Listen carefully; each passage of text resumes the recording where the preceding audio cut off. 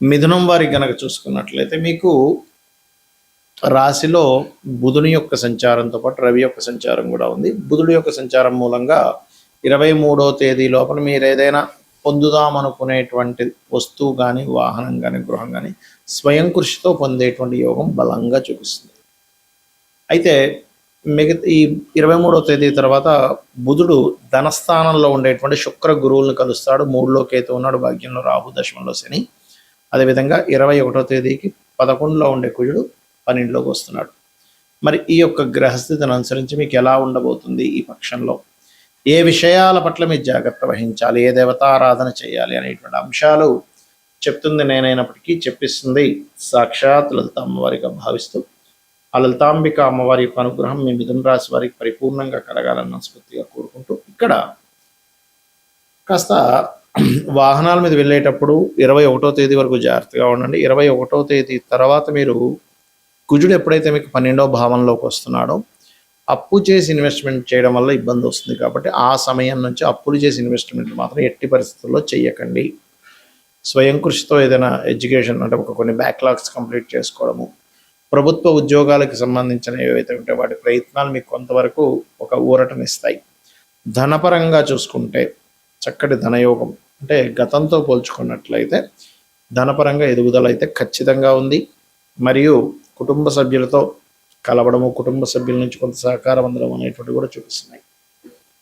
మీకు 3వ స్థానంలో కేతువు యొక్క సంచారం జరుగుతుంది. కాబట్టి మీరు ఓం కనకాంగద కేయూర కమనీయ భుజాన్వితాయ నమః అనే మంత్రం ఎక్కువగా చేస్తూ ఉండండి. భాగ్యంలో రాహు ఉన్నందుకు దుర్గా క్షేత్రాలకు వెళ్తూ ఉండండి. ఉద్యోగ అవకాశాలు కూడా చక్కగా లభిస్తాయి. ధనాభివృద్ధి అయితే ఖచ్చితంగా ఉంటుంది, అందులో ఎటువంటి సందేహం లేదు.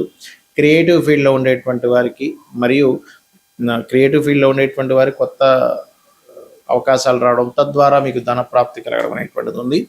మీ యొక్క సంతానానికి కూడా ఎప్పటి నుంచో ఉద్యోగ అవకాశాలు రావట్లేదు, అయ్యో ఏమిటో వీళ్ళ పరిస్థితి ఏమిటి అనుకునేటువంటి వారికి కాస్త సంతానానికి కూడా అభివృద్ధి అనేటువంటిది జరగనుంది. అదేవిధంగా 21వ తేదీ తర్వాత మాత్రం ఎటువంటి కొత్త ఇన్వెస్ట్మెంట్స్ దయచేసి చేయకండి. అదేవిధంగా ఉద్యోగ సంబంధించిన విషయంలో అనుకూలత ఉంది. మరింత అనుకూలత పెరగడం కోసం మాత్రం మీరు ఓం మాణిక్య మకుటాకార జానుద్వయ విరాజితాయే నమః అనే మంత్రం చేయండి. తద్వారా బాగుంటుంది. కొన్ని నిర్ణయాలు తీసుకోవడం, కొంత ఎడ్యుకేషన్ పరంగా మిమ్మల్ని మీరు ఇంప్రూవ్మెంట్ చేసుకోవడం కూడా జరుగుతుంది. గోచార ఫలితాలు ఒక ఎత్తు అయితే, మీకు ఎప్పుడైనా గుర్తుపెట్టుకోండి మీ జన్మజాతకంలో అసలు ఏ కాంబినేషన్స్ ఉన్నాయని చూసుకోవాలి. అంటే ఎంతసేపు మనం జనాలకి బేసిక్కే అలవాటు అయిపోవడం వల్ల ఏలినాటి శని ఉందా లేదా ఇదే బేసిక్గా చూసుకుంటుంటారు. ఏలినాటి శని ఉందా, అర్ధాష్టమ శని ఉందా, అష్టమ శని ఉందా. రెండవది ఏమిటి అంటే వీటితో పాటు కాలసర్పయోగం ఏమైనా ఉందా, సర్పదోషాలు ఏమైనా ఉన్నాయా, మాతృదోషాలు ఉన్నాయా, పితృదోషాలు, ఇవి చూసుకుంటారు. ఇవి నేను తప్పు అనట్లేదు. కానీ ఏలినాటి శని అనేటువంటిది ఏంటంటే మనకి ఇప్పుడు ఏ రాశుల వారికి నడుస్తుంది చూసుకుంటే కుంభము, మీనము, మేషం వారికి ఏలినాటి శని, సింహం వారికి అష్టమ శని, ధనస్సు వారికి అర్ధాష్టమ శని. శని ఎప్పుడు కూడా ఏం చేస్తాడు అంటే మీకు ఒకటే గుర్తుపెట్టుకోండి, మీకు శని అనేటువంటిది కొంత ఆలస్యం అవుతున్న కొత్త విషయాలు నేర్పిస్తాడు, ఒక శ్రమనిస్తాడు. ఇప్పుడు ఎలా అయితే ఒక రాజు తను రాజ్యాన్ని వెళ్ళాలంటే ముందు యుద్ధం చేయాలి, యుద్ధం చేస్తేనే రాజ్యం వస్తుంది. అలాగే ఒక మనిషికి కొన్ని విషయాలు ఒక స్టేజ్కి వెళ్ళాలంటే కొన్ని విషయాలు అనుభవంలోకి రావాలి, అనుభవాలను ఇస్తాడు. అంతేగాని ఇంకా ఏమీ అన్నీ పోతాయి, అన్నీ చాలా విభత్సం అయిపోద్దని అనుకోకండి దయచేసి. అనుభవాన్ని ఇస్తాడు, దాన్ని మీరు యాక్సెప్ట్ చేయగలగాలి. అదేవిధంగా కాలసర్ప దోషం అనేటువంటి జన్మజాతకానికి అప్లై చేయకూడదని శాస్త్రంలో ఉంది, కాలానికి సంబంధించిన విషయంలో. ఎందుకంటే నేను గతంలో చాలాసార్లు చెప్పాను, 170-180 మంది ప్రెసిడెంట్లకు ఉంది కాలసర్ప దోషం, మెగాస్టార్ చిరంజీవికి ఉంది, చాలామందికి ఉందని చెప్పాను, పెద్ద పెద్ద వాళ్ళకి, మల్టీమిలియనర్కి. మరి వాళ్ళందరూ ఎలా అయ్యారు? మరి కాలసర్ప దోషం ఉంటే ఎందుకు పనికి రాకుండా పోవాలి కదా అనే విషయాన్ని గుర్తుపెట్టుకోండి. ఇక జనరల్ సర్పదోషాలు మీరు కళాస్తికి వెళ్ళడము లేకపోతే రావి చెట్టు ప్రదక్షిణం చేసుకోవడం వల్ల పోతుంది. అదేవిధంగా మాతృదోషం, పితృదోషం, పూర్వజన్మల్లో మనం చేసినటువంటి కొన్ని దోషాలు ఉంటాయి.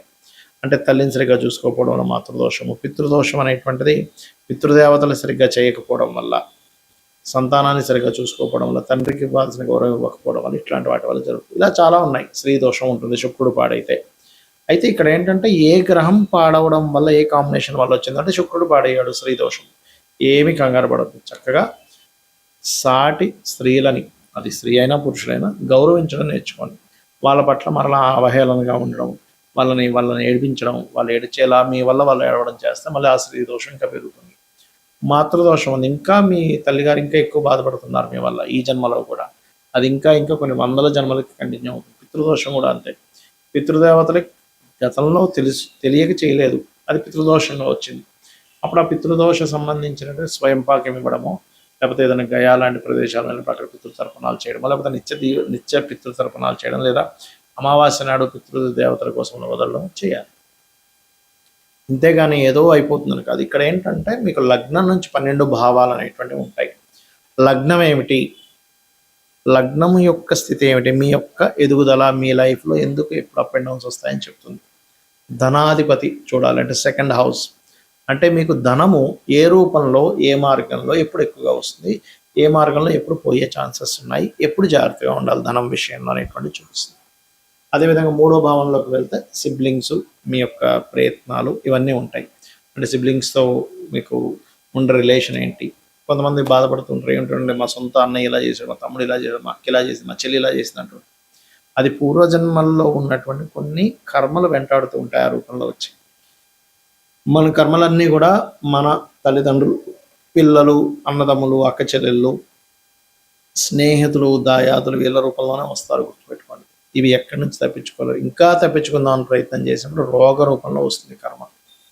కాబట్టి మీ విద్యా విషయం, ప్రాపర్టీ విషయం 4వ భావంలోని, సంతాన అభివృద్ధి, సంతానం గురించి విషయాలన్నీ 5వ భావంలోని, రుణ రోగ శత్రు భావాలన్నీ 6వ భావంలోని, జీవిత భాగస్వామి ఎప్పుడు వస్తుంది, అసలు ఎప్పుడు వివాహం చేసుకోవాలి, ఎలాంటి ప్రయత్నం చేస్తే మీకు అవుతుంది, అసలు ఎందుకు ఇంత లేట్ అవడానికి కారణాలు ఏంటి అనేటువంటివి, ఏం చేస్తే మీకు వివాహం అవుతుంది 7వ భావంలోని, ఆకస్మిక సంఘటనలు, ఆయుష్ అంతా 8వ భావంలోని, తండ్రి, గురువులు, దేవతా క్షేత్రాలని భాగ్యభావంలోని, మీరు చేసే ఉద్యోగాలు దశమంలోని, మీరు చేసేటువంటి వ్యాపారాల లాభస్థానంలో, మీరు ఎప్పుడు ఇన్వెస్ట్మెంట్ చేయాలి, ఎప్పుడు పెట్టకూడదు, అసలు మీ పేరు మీద ఇన్వెస్ట్మెంట్ చేయొచ్చా చేయకూడదు అనేటువంటిది 12వ భావంలో ఉంటుంది.